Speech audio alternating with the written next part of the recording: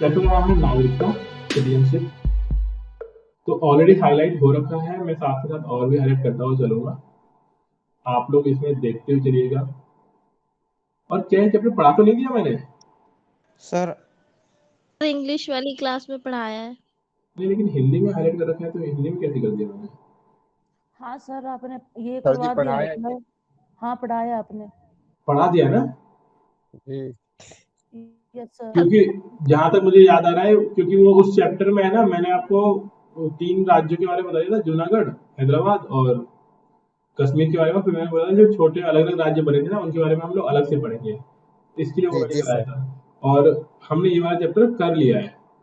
तो कर लिया फिर तो आता होगा यार, फिर तुम लोग क्या समझ रहे हो, भूल गए क्या? नहीं सर, देखेंगे फिर तो आइए। देखेंगे सर मतलब नियो में जॉइन लिए सर हाँ, नियो जॉइन लिए तो ये पढ़ा देते तो हम लोग के लिए बेहतर रहता ना सर। अच्छा, न्यू ज्वाइनिंग है ना, तो वीडियो पड़ा होगा इसका, है ना? यूट्यूब पे आप जाइएगा, यूट्यूब पे चैनल सब्सक्राइब कर लो आप लोग, ठीक है? यूट्यूब पे सब वीडियो पड़ा हुआ okay sir, thank you sir. है ना? तो यूट्यूब पे जो यहाँ पढ़ा रहा है ना, वही है। बस अभी आज वाला रिकॉर्ड करना भूल गया था मैं, नहीं तो बाकी जो भी पढ़ाया जा रहा है ना, उसका वीडियो आपको मिल जाएगा। जो यहाँ पढ़ा रहा है ना, सेम टू सेम वीडियो, वही चीज तो मिल जाएगा आपको। और जो हाईलाइट की गई है वो चीज आपको फोकस करनी है, और इसमें थोड़ा सा पार्ट बच गया होगा जो नहीं पढ़ाया गया होगा, वो चीज देख लो आप लोग। जो चीज बची हुई है वो शायद यहाँ से बची हुई है, विदेशी भारतीय नागरिकता, है ना? ये नहीं पढ़ा होगा हम लोगों ने, हमने सिर्फ यहाँ तक ही पढ़ा है, ठीक है? तो यहाँ पे देखो आप लोग, विदेशी भारतीय नागरिकता के बारे में तो, और पढ़ लिया करो साथ के साथ, नहीं तो फिर ऐसे ही भूल जाओगे कि क्या पढ़ाया था क्या नहीं पढ़ाया था। देखिए अब यहाँ पे देखिए, क्या सभी लोग आप लोग यूट्यूब पर हो? यूट्यूब पे आपने लाइक कर लिया है, सब्सक्राइब कर लिया है चैनल, वीडियो देखे यहाँ पे? जी जी सर। सर। हाँ, सभी लोग वहाँ पे ठीक है। रेगुलरली विजिट करिए, जिसका भी कुछ छूटता है। और अगर किसी ने नहीं ज्वाइन कर पाया वहाँ पे, तो बता देना, मैं आपको लिंक भेज दूंगा, उसमें पुरानी भी चीज सर आपको। मैं नहीं ज्वाइन किया था सर, लिंक भेज हाँ, दीजिए। मैं लिंक भेज दूंगा अभी, आप ग्रुप पर होंगे, मैं ग्रुप पर अभी, वो जो अपना ग्रुप है ना व्हाट्सएप वाला और टेलीग्राम वाला, उस ग्रुप पर डाल दूंगा।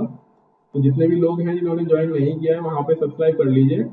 पुरानी चीजें भी धीमे धीमे अपलोड हो रही है, जिसका भी कुछ छूटा होगा वहाँ पे आप लोग पढ़ सकते हो। और धीमे धीमे कुछ दिनों में अलग अलग चैनल भी बना देंगे, मतलब अलग अलग ग्रुप कर देंगे, उसका अलग अलग प्लेलिस्ट बना देंगे, हिस्ट्री ज्योग्राफी वगैरह की। अभी तो आप उसमें से देख लेना, जिसका भी जो भी छूटा हुआ है हेडिंग के साथ डाला हुआ है, तो वहाँ पे एक बार आप देख लो पुरानी चीजें, और साथ साथ पढ़ते हो जाओ, है ना? छोड़ो मत कुछ भी, मैंने पढ़ा है, आप पढ़ लो उस चीज को। अब देखो विदेशी भारतीय नागरिकता क्या होती है। सितंबर 2000 में भारत सरकार विदेश मंत्रालय ने भारतीय डायस्पोरा, डायस्पोरा माने वो लोग जो इंडिया के हैं लेकिन दूसरे काम कर रहे हैं, बोलते हैं डायस्पोरा। डायस्पोरा पर एम एल सिंघवी की अध्यक्षता में एक उच्च स्तरीय समिति गठन किया। कमेटी को वैश्विक भारतीय डायस्पोरा के व्यापक अध्ययन करने तथा उनके साथ रचनात्मक संबंध बनाने के उपायों पर अनुशंसा देने का कार्य सौंपा गया। ये भी चीज क्या है, तो वो होता क्या है? सपोज एक पर्सन है, अब डेफिनेटली वो, ये मान लो ये इंसान है और ये इंडियन है, लेकिन कहाँ चला गया? ये चला गया यूएसए। अब ये इंसान गया है काम करने, वहां पे हो सकता है अपनी फैमिली को साथ में ले गया हो, तो ये पर्सन प्लस फैमिली वहां पे गई होगी। और फैमिली का मतलब होता है कि वाइफ और बच्चे गए हो, लेकिन इसे पापा मम्मी कहाँ होंगे? फादर मदर कहाँ पर होंगे? इंडिया में होंगे। चाचा ताऊ बाकी लोग भी कहाँ होंगे? इंडिया में होंगे। तो होता क्या है, ये मान लो सपोज वहां पे कमा रहा है, सैलरी जो भी अर्निंग कर रहा है, उसका कोई कुछ ना कुछ अमाउंट कहाँ भेज रहा होगा? इंडिया भेज रहा होगा। तो होता क्या है, जितने भी फॉरेनर्स होते हैं जो हमारे मतलब इंडियन है, जो बाहर काम कर रहे हैं, जिन्हें वो डायस्पोरा बोलते हैं, तो उनके बाहर काम करने से इंडियन गवर्नमेंट को मनी मिलती है, फायदा होता है। वो मनी इंडिया भेजेगा तो इंडिया की जीडीपी बढ़ेगी, यहाँ पे वो लोग खर्चा करेंगे, फिर वो चीजें खरीदेंगे।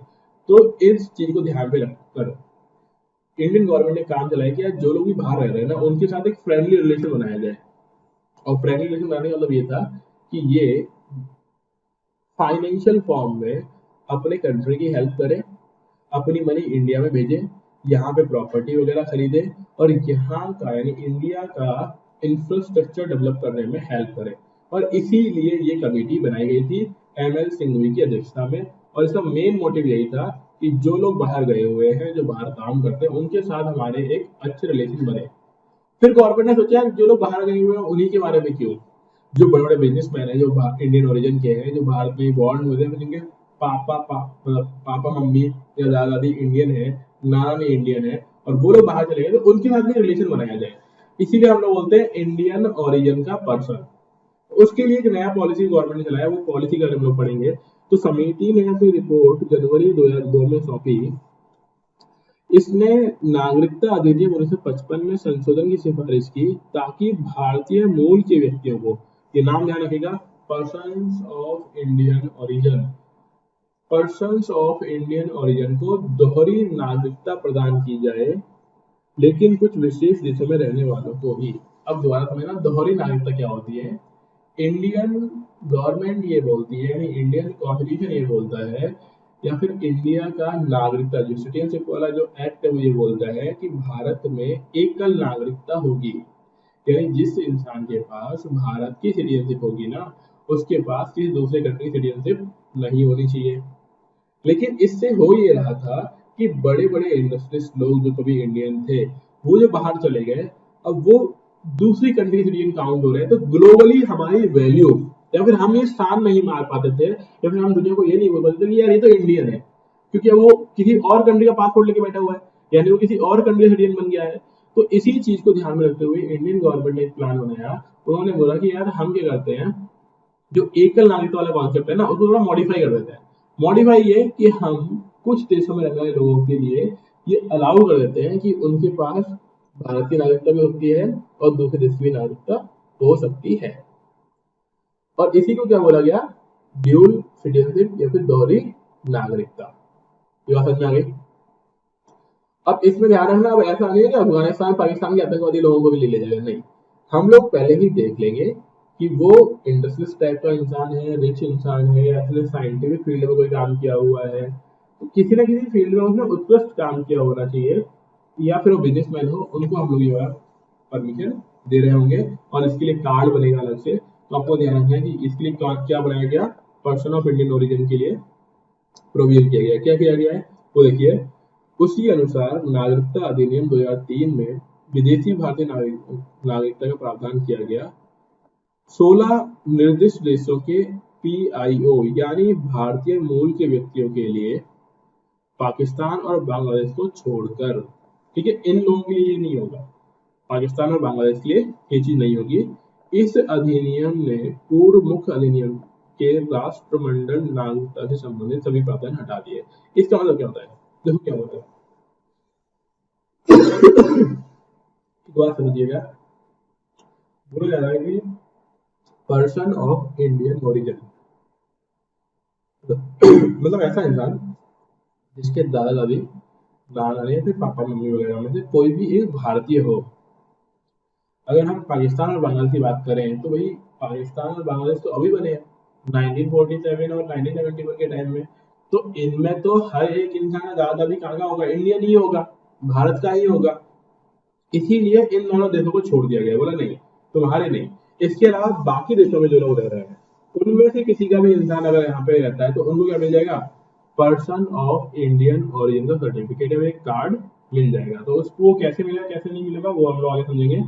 आगे देखिए, बाद में नागरिकता अधिनियम 2005 के सभी देशों के भारतीय मूल के व्यक्तियों को विदेशी भारतीय नागरिकता प्रदान करने के प्रावधान किए गए, जब तक कि उनके गृह देश स्थानीय कानूनों के अनुसार दोहरी नागरिकता प्रदान करते हैं। मतलब इसका मतलब ये हुआ कि कोई भी इंसान जो इंडियन था पहले कभी, या फिर उसके पापा मम्मी दादा दादी नाना नानी कोई इंडियन थे, उनको हमारे देश की नागरिकता मिल जाएगी। बस शर्त ये है कि जिस देश में वो रह रहे हैं वहां पर ड्यूल सिटीजनशिप की कॉन्सेप्ट हो। मतलब ऐसा ना हो कि उसने मनाही किया हुआ है कि भाई हमारे देश की नागरिकता तो किसी और देश की नागरिकता हो ही नहीं सकती। अगर उन्होंने बोला हुआ है किसी और देश की नागरिकता हो ही नहीं सकती फिर तो कुछ नहीं कर सकते। लेकिन अगर पॉसिबल है तो हम लोग इंडिया की भी नागरिकता उसको दे देंगे। और ध्यान रखना, पाकिस्तान और बांग्लादेश के लिए वाला कॉन्सेप्ट नहीं है, ये दोनों इसके अपवाद है। आगे देखिए, पुनः नागरिकता अधिनियम 2015 ने मुख्य अधिनियम में विदेशी भारतीय नागरिकता OCI संबंधी प्रावधानों को संशोधित कर दिया है। इसने क्या किया है, भारतीय विदेशी नागरिकता कार्ड होल्डर के नाम से एक नई योजना शुरू की है। यानी हम क्या करेंगे, जो भी भारतीय लोग थे और विदेश में रहने लग गए हैं उनको एक कार्ड देंगे। उस कार्ड का नाम रखा गया ओसीआई। एक तो हो गया ओसीआई, और जिसे पीआईओ कार्ड, पीआईओ यानी पर्सन ऑफ इंडियन ओरिजिन। पहले क्या था, दो तरह के अलग अलग कार्ड थे, एक ओसीआई कार्ड, एक पीआईओ कार्ड। तो गवर्नमेंट ने क्या किया, दोनों कार्डों को मिला दिया, बोले दोनों में से एक ही कुछ भी हो, दोनों को एक जैसे ही माना जाएगा। ऐसा क्यों करा गया? क्योंकि देखो बिजनेसमैन लोग है ना, ये नाटक नहीं चाहते कि यार पीआईओ क्या है, ओसीआई क्या है। अब कोई बोला कि तुम तो ओसीआई में आते हो, तुम तो पीआईओ में आते हो ना। इस सब चीजों से क्या होता है, विदेशी लोग इंटरेस्टेड नहीं हो रहे थे। विदेशी मतलब जो इंडिया के ही थे लेकिन अभी बाहर रह रहे हैं। तो उन लोगों की ये प्रॉब्लम को दूर करने के लिए गवर्नमेंट ने क्या कर दिया, दोनों कार्डों को मर्ज कर दिया और उन्होंने बोला लो भैया आप एक ही कार्ड ले लो और आप बस ये बोल दो कि हम इंडियन ओरिजिन है। इसीलिए हम लोग आज के टाइम में बोल देते हैं कि सुंदर पिचाई भारतीय है ना, अश्विनी मित्तल इंडियन है, जबकि इन्होंने वहां की भी सिटीजनशिप ले रखी है, उस देश की सिटीजनशिप ली हुई है। ठीक है, तो इसका मतलब ये हुआ कि है ये क्या, इंडियन ओरिजिन के। इसीलिए हम लोग इनको बोलते हैं कि ये भारतीय मूल के लोग हैं, और फिर हम लोग लिख देते हैं थोड़ा बढ़ा के कि ये भारतीय ही है। इससे हमारे भी क्या होता है ना, हमें भी अच्छा लगता है, गर्व महसूस होता है कि यार हमारे देश का इंसान वहां पर है। वो सब चीजें से इससे हमारी इसकी वैल्यू बढ़ती है। अब ये स्कीम के बारे में दिया हुआ है, पीआईओ कार्ड स्कीम कब शुरू की गई? तो पीआईओ कार्ड स्कीम स्टार्ट की गई है 9 अगस्त 2002 को। ओसीआई कार्ड स्कीम को स्टार्ट की गई तो 1 दिसंबर 2005 को। फिर बाद में क्या किया गया, दोनों को मर्ज कर दिया गया। और फिर मर्ज क्यों किया गया, क्योंकि दोनों में तो दिक्कत है यार कि कौन किस में आएगा, किस में आएगा, किस तरीके से आएगा, और इसीलिए बाद में क्या किया गया, दोनों को एक साथ मर्ज कर दिया गया। अब कब से? 9 जनवरी 2015 से। ठीक है, तो ये बस इतना ही याद रख लो, बाकी पूरी कहानी मन करके पढ़ लेना। हमको ये समझना है कि पीआईओ कार्ड इससे अलग थी, ओसीआई कार्ड अलग था, लेकिन लोगों को दिक्कतें हो रही थी, लोगों को इसमें नहीं आता कि किस में आते हैं, और इसे दोनों को मर्ज कर दिया गया कब? 1 जनवरी 2015 को। हाँ जी पूछिए। सर जैसे हमारे भारत देश में एकल नागरिकता का है, वैसे विदेश में भी तो होगा ना, तो वो उन लोगों ने नहीं होगा। तो लिखा हुआ है ना, जिन देशों ने परमिशन दी हुई है, जिन देशों ने बोला हुआ है कि हमारे यहाँ पे दोहरी नागरिकता हो सकती है। हर किसी देश ने नहीं बोला हुआ है कि एकल नागरिकता, बहुत ही कम देश है जिन्होंने बोला हुआ है एकल नागरिकता। नहीं तो हर कोई देश क्या बोलता है, दोहरी नागरिकता। क्यों? क्योंकि उसमें तो फायदा है ना। अगर वो दोहरी नागरिकता देखने की बात बोल देता है तो उसका भी तो नाम बढ़ेगा कि भाई वो भी बोलता है कि हमारे देश का नागरिक था। जैसे हम लोग बोलते हैं ना, कल्पना चावला भारतीय थी, बोलते कि नहीं बोलते हैं? जी सर। जब भी कल्पना चावला तो कभी इंडिया आई नहीं, वो तो वहीं पैदा हुई, वहीं सब कुछ उसने किया अमेरिका के अंदर ही। तब भी हम लोग बोलते हैं कल्पना चावला हमारे भारत की है। तो वो कैसे बोले कि भारतीय ओरिजिन है, मतलब उसके पापा मम्मी दादा दादी में से कोई एक भारतीय रहा था पहले, तो उससे हमारा भी नाम बढ़ रहा होता है। तो ऐसे ही दूसरे देशों को भी फायदा होता है, तो वो भी तो वाहवाही जाता है अपनी। तो इसीलिए काफी देशों ने परमिट किया हुआ है दोहरी नागरिकता को। हाँ, कुछ देशों ने उन्होंने मना किया हुआ है कि नहीं हम एकल नागरिकता को सपोर्ट करते हैं, हम दोहरी नागरिकता को नहीं करते। अब जैसे भारत का ही ले लो एग्जाम्पल, हमने ही बोला हुआ था कि हम एकल नागरिकता को सपोर्ट करते हैं, लेकिन हमने कर दिया कुछ चीजों के लिए रिलैक्स, बोला नहीं ले लो, डबल ले लो, उस तरीके से। ठीक है, अब आगे आइए, नागरिकता संशोधन अधिनियम 2015 विदेशी भारतीय नागरिकों को बदलकर विदेशी भारतीय नागरिक कार्ड धारक कर दिया गया, यानी इनका नाम चेंज कर दिया गया है। अब इसमें क्या क्या प्रावधान है, ये प्रावधान हमें पढ़ने हैं कि किस कार्ड में भारतीयों को कौन कौन से फायदे मिल रहे होंगे, या फिर हर एक कार्ड में क्या बेनिफिट है और क्या नुकसान है। हालांकि बेनिफिट और नुकसान जैसी वाली बात तो है ही नहीं, बस हर एक कार्ड में कुछ फीचर्स आपको पढ़ लेने हैं। तो देखिए, थक तो नहीं गया ना पक्का? No sir. दो दो तीन लोग चले गए इसके दूसरे। नहीं सर। ठीक है, तो आगे देखो, विदेशी भारतीय नागरिक कार्ड होल्डर का निबंधन। निबंधन यानी क्या क्या मुझे प्रावधान है तो समझिए। तो पहला बोल रहा है, भारत सरकार आवेदन प्राप्त करने होने पर किसी भी विदेशी भारतीय नागरिक कार्ड धारक को पंजीकृत कर सकती है। तो अपने आप तो करेगी नहीं, कोई आवेदन करेगा तभी करेगी। अब आवेदन करेगा तो कौन कर सकता है, कौन कौन लोग आवेदन कर सकते हैं? पहली बात तो यही। तो पहला, पूर्ण आयु एवं क्षमता वाला कोई व्यक्ति। पूर्ण आयु और क्षमता से मतलब क्या होता है कि उसकी उम्र 18 प्लस हो। दूसरी बात, दिमाग से ठीक ठाक हो। ठीक ठाक मतलब पागल वागल किसी तरीके से नहीं होना चाहिए। क्षमता पूर्ण होनी चाहिए उसकी और आयु भी पूर्ण होनी चाहिए। तो बोला हुआ है कि कोई भी व्यक्ति जो किसी अन्य देश का नागरिक है लेकिन संविधान लागू होने के समय अथवा उसके बाद भारत का नागरिक था। अब अलग अलग प्रावधान है ना। तो पहला तो वो इंसान नागरिक बन सकता है जो संविधान लागू होने के समय या उसके बाद भारत का नागरिक कभी भी रहा हो, भले ही 10 साल के बाद 2 साल के लिए वो भारत का नागरिक रहा हो, उसके बाद बाहर चला गया हो, तो वो इंसान यहाँ पे अप्लाई कर सकते हैं। दूसरा, जो कि किसी अन्य देश का नागरिक है लेकिन संविधान लागू होने के समय भारत का नागरिक होने के लिए अर्ह था। अर्ह मतलब कैपेबिलिटी रखता था वो कि भारत का नागरिक बन सकता था, लेकिन वो किसी और देश का नागरिक बन गया। Sorry। सिर्फ अर्ह का मतलब कि बन सकता था, उसको भी भारत का नागरिक बनाया जा सकता है। अगला है, जो किसी अन्य देश का नागरिक है लेकिन उस भूभाग से संबंध रखता है जो 15 अगस्त 1947 के समय भारत का भाग हो गया हो। कहने का मतलब यह है कुल मिला के कैसे भी उसका कोई कनेक्शन भारत के साथ हो, हम उसे भारत की नागरिकता दे देंगे। आगे समझिए, जो कि ऐसे किसी नागरिक का पुत्र पुत्री पोत्री पोत्र प्रपोत्री प्रपोत्र हो, तो वही हो गया कि भैया दादा दादी नाना पापा मम्मी कुछ भी हो, तो उसको भी हम लोग ये वाला कार्ड दे देंगे। कोई व्यक्ति जो धारा ए में उल्लिखित व्यक्ति का नाबालिग बच्चा हो, मतलब नाबालिग मतलब पापा मम्मी इंडियन है और उसका बच्चा जो है वो मान लो 18 साल से कम का है, तो उसके लिए भी नागरिकता दी जा सकती है। कोई व्यक्ति जो कि नाबालिग बच्चा हो जिसके माता पिता भारत के नागरिक हैं अथवा दोनों में से एक भारत का नागरिक हो, तो ये भी बात कि दोनों हो या फिर दोनों में से कोई एक हो। आगे हम लोग ये भी पढ़ सकते हैं कि जरूरी नहीं है कि वो भी एक हो, तो उसके भी अंदर बात कर सकते हैं कि उनके भी दादा दादी वगैरह हो। तो भारतीय नागरिक का विदेशी मूल का की पत्नी पति विदेशी भारतीय नागरिक कार्ड धारक, मतलब ये जो है ना, अगर वो नहीं भी है और भारत में 2-3 साल से रह रहा है लगातार, तो देखो यहाँ पे कि अगर वो नहीं भी है भारत का नागरिक लेकिन वो किसी तरीके से भारत में जुड़ गया है विवाह करके या किसी और तरीके से, और उसके बाद कम से कम 2 वर्ष तक लगातार भारत में रहा हो, तब भी वो इससे है कैपेबल एलिजिबल है कि वो भारत का नागरिक बन सकता है। तो इन सब चीजों को पढ़ने से हमें क्या समझ आ रही है कि किसी भी तरीके से किसी पर्सन का कनेक्शन अगर इंडिया के साथ बन जाता है तो उसे हम लोग भारत की नागरिकता दे देते हैं। तो किसको नहीं देंगे? पाकिस्तान बांग्लादेश दोनों लोगों को, बाकी को मिल जाएगा।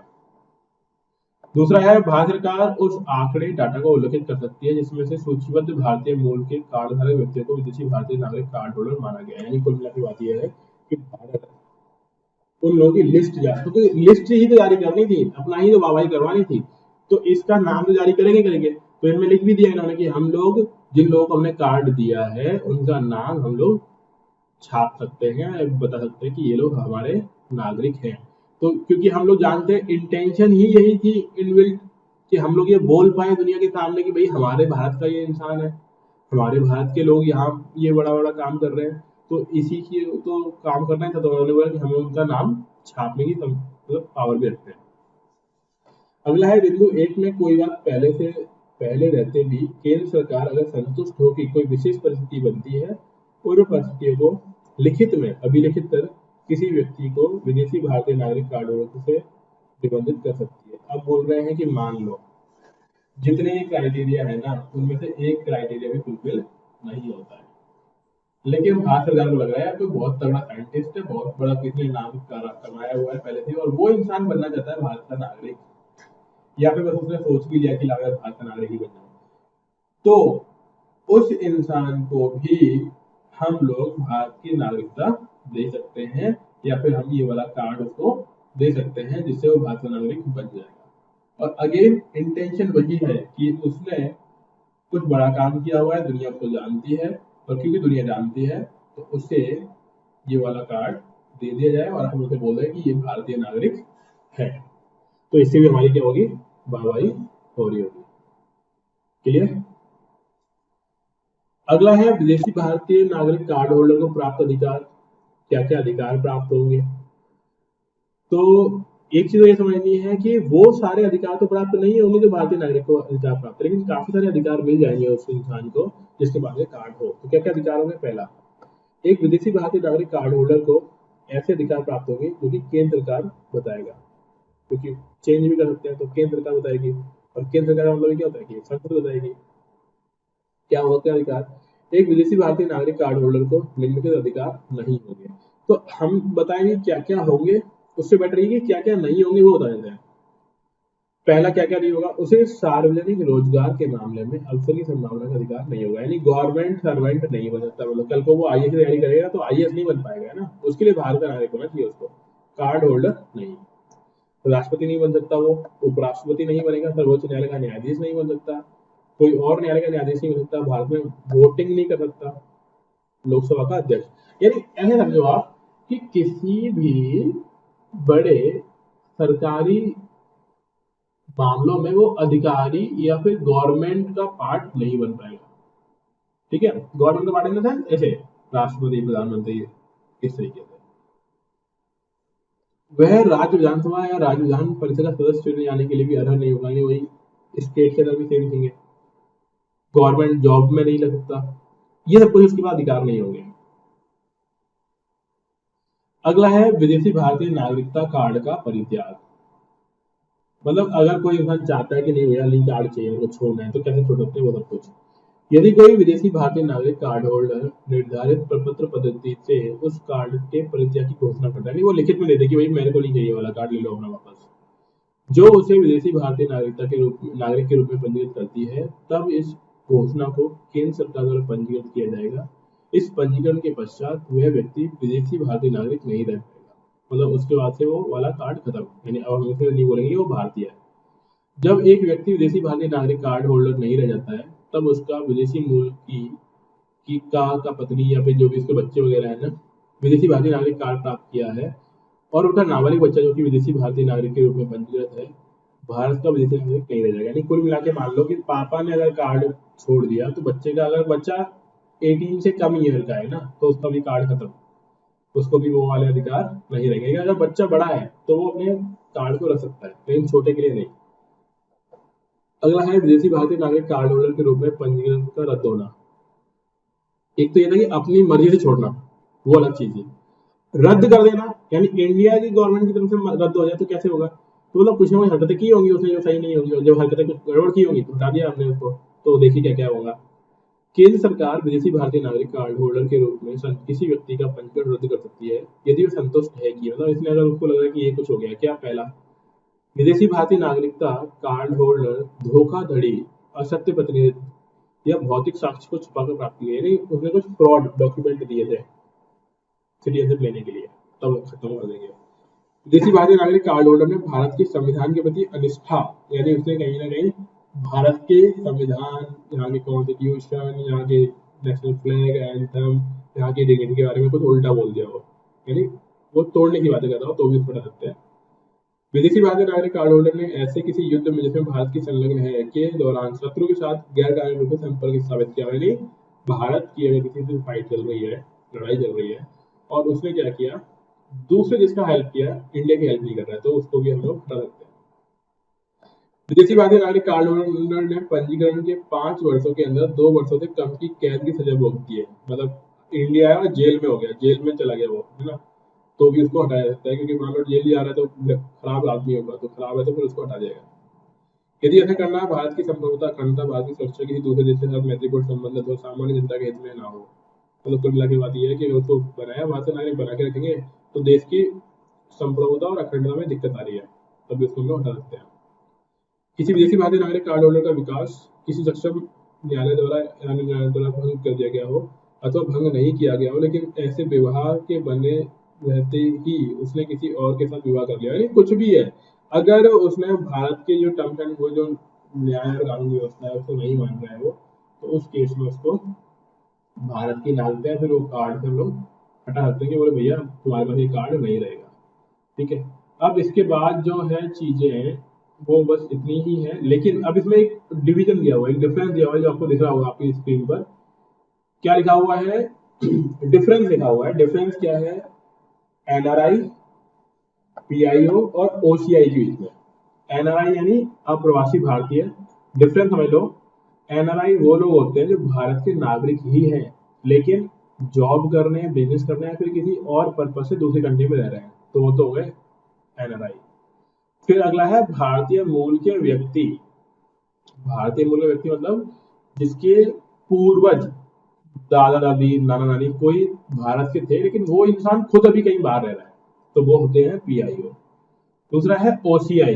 तो OCI अभी हमने समझा ही है कि कोई भी व्यक्ति जो किसी और देश का भी नागरिक है लेकिन भारत का भी नागरिक बनने की क्षमता रखता है और बन जाता है, वो ये कार्ड ले लेता है, तो उसे बोलते हैं OCI।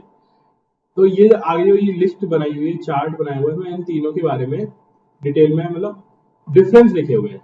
तो करना क्या है आपको अपनी कॉपी में, जो भी कॉपी आपने बनाई हुई है, उस कॉपी में ये वाला जो टेबल दी हुई है ना, ये पूरी की पूरी ये टेबल बनानी है आपको। टेबल बनानी मतलब आपको डिफरेंस जानने हैं कि NRI, PIO और OCI में क्या अंतर है। हालांकि हमें ऊपर डिटेल में पढ़ा हुआ है, मतलब हमने थ्योरी के फॉर्म में पढ़ा हुआ है। आपको क्या करना है, एक टेबल के फॉर्म में इनको लिख लेना है।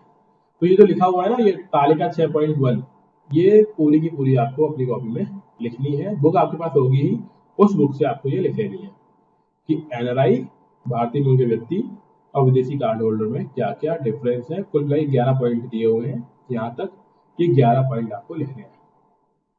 ठीक है, एक बार लिख लो, वैसे तो लिखने के बाद समझ में सब कुछ आ ही जाएगा। तब भी कोई दिक्कत रहती है तो हम लोग अगली क्लास में इसको डिस्कस कर लेंगे। ठीक है, तो ये हमारा चैप्टर कंप्लीट है। बस आपको इसमें ये डिफरेंस लिख लेने हैं और डिफरेंस के बाद चैप्टर कंप्लीट। और अगली क्लास में हम लोग पढ़ेंगे मूल अधिकार, फंडामेंटल राइट्स। कुछ पूछना है सर। बताइए। हाँ जी। जी सर।